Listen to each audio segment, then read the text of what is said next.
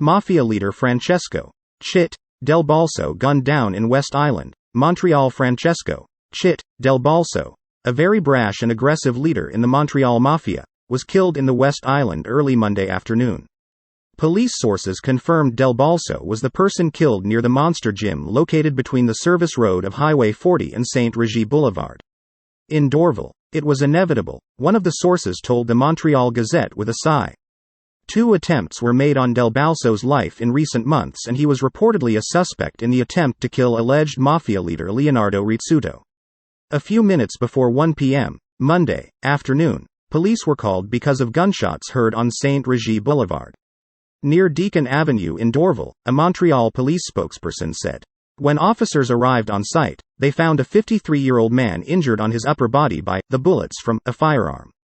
Unfortunately, the death of this man has been confirmed on site. No arrests have been made in the shooting, the spokesperson added. A few hours after the shooting, del Balso's body was still at the crime scene, covered by a red blanket as it lay next to an outdoor table.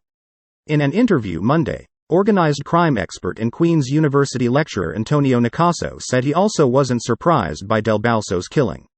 Nicasso pointed to the recent attempts on del Balso's life and how he was reportedly the main suspect in the attempt to kill Rizzuto in mid-March. This murder confirms that the Montreal War is not yet over, Nicasso said. The power vacuum caused by the death of Vito Rizzuto continues to provoke violence among the various factions of what was once the most powerful mafia family in Canada. Nicasso, who has written several books on the mafia, described del Balso as a senior member of the Rizzuto crime family when it was still led by Vito Rizzuto. He said del Balso ended up clashing with the organization after Rizzuto's death as he tried to carve out more space and power for himself. He tried to raise his profile and most likely paid with his life, Nicasso said. This is the risk one takes when ambition is not supported by caution.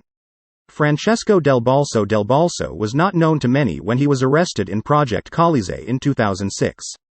But the evidence that emerged from the lengthy police investigation into the Montreal Mafia and its leaders back then made him notorious.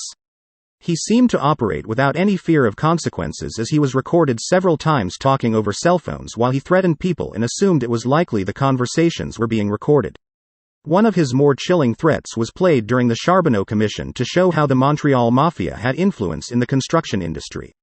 In 2004, while investigated in Colisée, del Balso was recorded when he called a tool rental company seeking to collect on unpaid bills.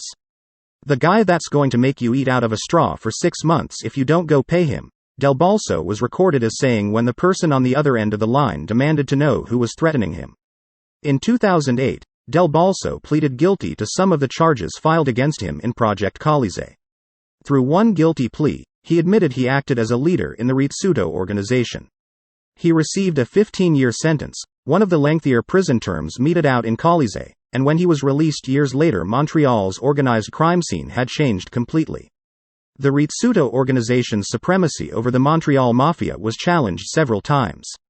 In 2016, Lorenzo Giordano, with whom del Balso worked closely while both were investigated in Colisée, was killed in Laval, also close to a workout gym. An informant who testified at a series of murder trials said Giordano was killed on orders from brothers Salvatore and Andrew Scopa as part of a conflict between Sicilian and Calabrian clans within the Montreal Mafia. Following Giordano's murder, del Balso's life always seemed to be in peril. In May 2017, a man named Marc Laflamme Berthelot stormed into del Balso's home in Laval and threatened his family while demanding to know where he was. One of del Balso's relatives managed to call him to warn him about what was going on. Del Balso pried off a GPS locating device that he was required to wear on his ankle as part of a series of conditions imposed on him by the Parole Board of Canada. He later said he did this because he figured whoever it was who wanted to kill him figured out how to use the GPS locator. His statutory release was revoked. In August 2017, he appeared before the Parole Board and was asked to explain why he removed the bracelet.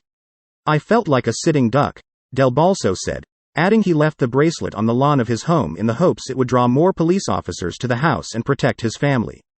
Del Balso also told the Parole Board he was shaken, just before he left, when he saw his younger son crying in the arms of his older son. In August 2019, while out on another statutory release, del Balso told the Parole Board he was unable to meet with his parole officer, even though the meeting was supposed to be held at a police station, out of concerns for his safety. The initial plan was to have supervision meetings at the police station and then at correctional service offices following a risk assessment. Considering the instability in the world of the Montreal Mafia, and the security concerns for you that were still in place, only one meeting took place at Correctional Service Canada offices, the parole board revealed in a decision it made that month. 3 years later, it was obvious that Del Balso's life was still in jeopardy. The Lexus he was driving near his home in Laval was damaged by bullets as someone tried to kill him. On January 29, the car of a 77-year-old man was riddled with bullets while it was in the parking lot of a SAQ outlet in Laval. According to La Presse, the man's car was targeted by accident and the shooter intended to kill Del Balso. On March 15, someone tried to kill Leonardo Rizzuto when his car was also riddled with bullets in Laval. According to media reports, several days later Del Balso tried to board a flight to Italy at Pierre-Elliott Trudeau International Airport but was arrested.